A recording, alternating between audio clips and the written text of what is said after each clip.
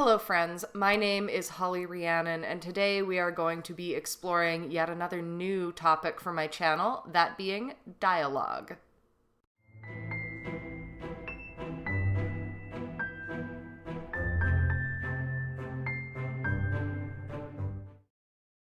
Welcome, welcome.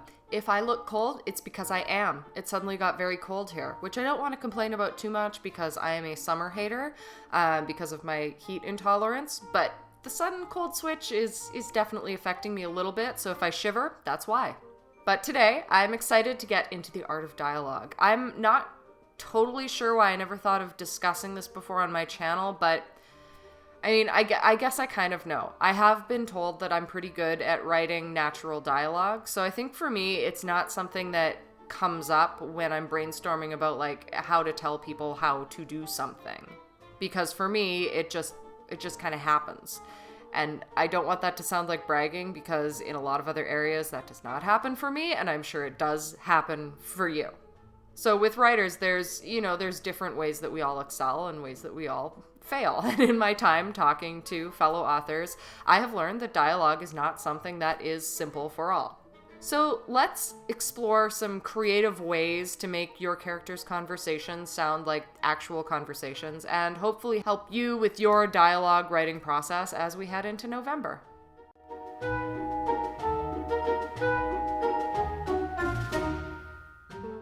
According to Writer's Digest, there are 7 classic rules of dialogue that you're going to hear when you ask for advice in this area.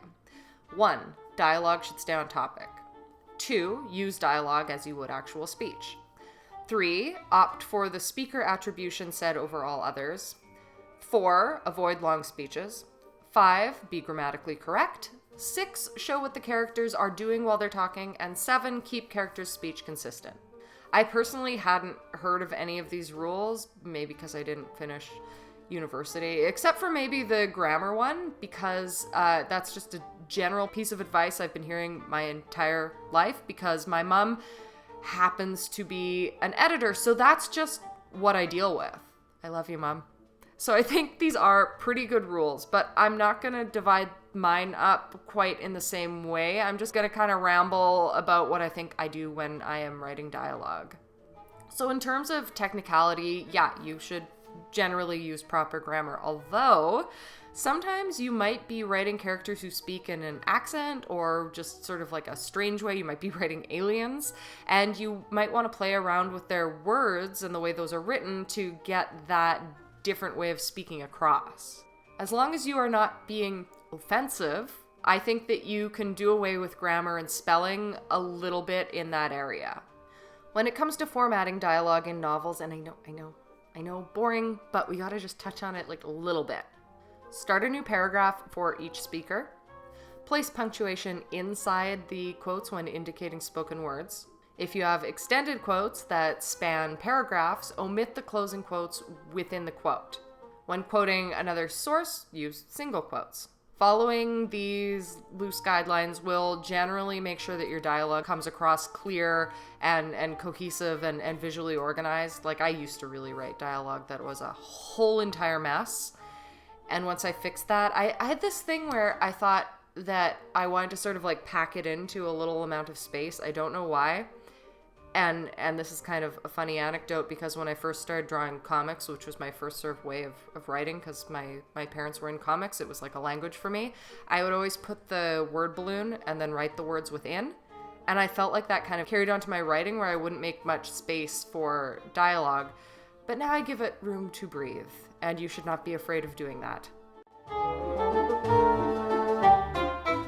When it comes to actually writing dialogue, I'm just gonna go through the process sort of from start to end. You're first gonna want to determine the purpose of the dialogue that you're writing. This may sound obvious, but I can pretty much guarantee you that you have written dialogue before that's just sort of kind of in there as filler and it doesn't really have a purpose. But with that in mind, there is a quote from Russian playwright and short story author Anton Chekhov, which goes, "Remove everything that has no relevance to the story. If you say in the first chapter that there is a rifle hanging on the wall, in the second or third chapter, it absolutely must go off. If it's not going to be fired, it shouldn't be hanging there.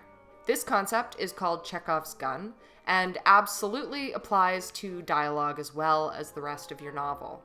So when you prepare to launch into a dialogue segment, ask yourself, why is this dialogue here? Is it going to build character relationships, advancing the plot, or revealing crucial information? If it's not adding value, it's probably not necessary. Next up, who is doing the talking?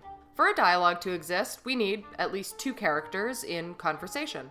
Though I guess depending on your character's level of mental health, they might be pulling a Gollum and talking to themselves. But even in Gollum's case, there was a second participant in the conversation, sort of, just, inside the same body. This is where character building is useful. You want to know as much as possible about the characters speaking so that knowledge can color their way of speaking. Consider the goals of the characters and their unique voices.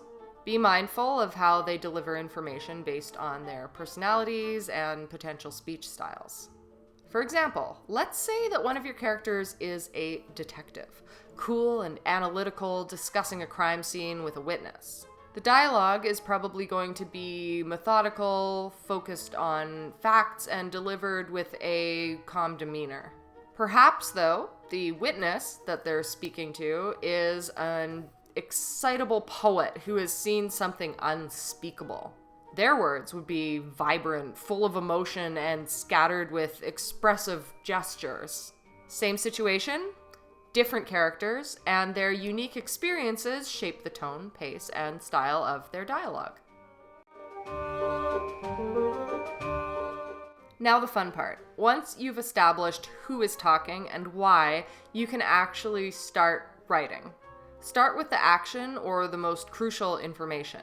Keep it direct and straightforward. In dialogue, less is often more, so keep it concise and making an impact. You want to look back on that, like, is this meaningful or not? If someone has just been murdered, a character will start with that information, much as we would in speaking in real life.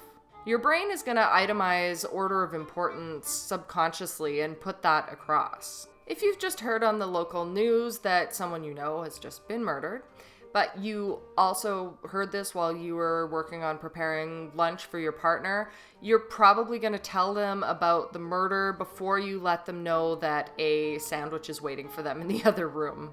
Or for an example that is not quite so polarized, if you're disseminating information about this murder, the order would be murder, expression of related emotions, and then discussion of theories.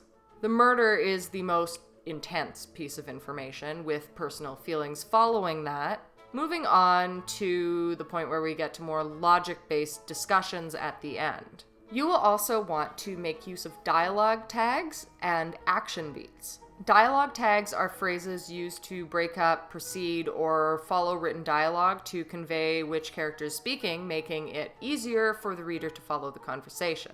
The most common dialogue tag is the word said, but you really don't want to overuse said or you're going to have a very sleepy reader. You also don't want to overuse dialogue tags in general, or you could sacrifice dialogue flow.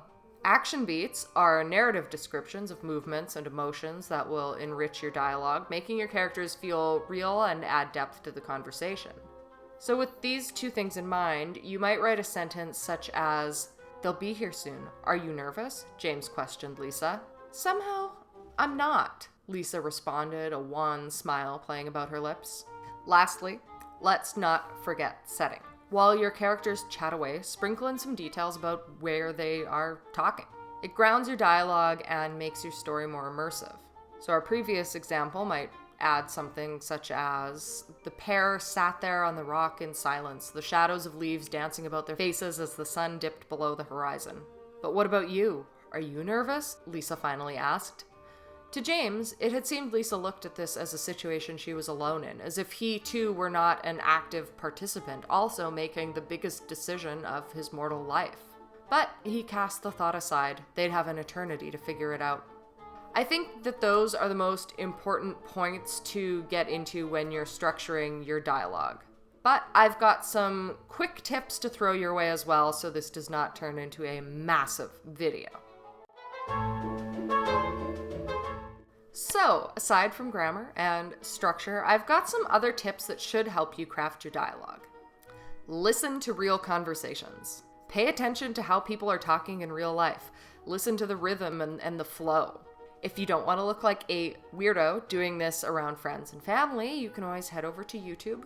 But maybe not the pre-recorded videos like this one, as they are often scripted like this one, and wind up picking up more sort of forward-facing personality type cadences. Not as natural.